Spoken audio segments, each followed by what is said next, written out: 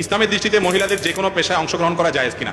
মহিলাদেরকে আল্লাহ রাব্বুল আলামিন ভেতর নিয়ন্ত্রণের জন্য বলেছেন, ছেলেদেরকে বাহির নিয়ন্ত্রণের জন্য বলেছেন। আল্লাহ তাআলা ভাগ করে দিয়েছেন এবং শরীরটা এমন ভাবে তৈরি করে দিয়েছেন তার জন্য বাসাটা উপযোগী। বাচ্চার দুধ আল্লাহ তাআলা তার শরীরে রেখেছেন এবং মাসিক অসুস্থতা আল্লাহ তাআলা তাকে দিয়েছেন। আবার কিছু সুবিধা এবং মানসিকতা তার মধ্যে আল্লাহ দিয়েছেন, ফিতরত সৃষ্টিগত স্বভাব দিয়েছেন, এগুলো বাসার জন্য উপযোগী। এখন আজকের দুনিয়া বলতেছে না না, ঘরতে বাইর করে ফেলা মহিলাদেরকে। বাহির করার পর একটা লজিক আপনারা অনেকে হয়তো আগে শুনছেন, ভাই মহিলারা বাইরে যারা চাকরি করে তাদেরকে দিয়ে খাটান, আপনারা বাসায় এসে আবার ভাত রান্না করে, বাচ্চাটা গর্ভে ধারণ করে, দুধ দান করে, আপনি পুরুষ মানুষ তার ভিতরের ডিউটি তো সে পালন করাই লাগে, উল্টা বরং বাইরের ডিউটিও খাটাই নিতেছেন। এটা কি নারীর অধিকার দিলেন না? 12টা বাজালেন আরো ক্ষতি করলেন না?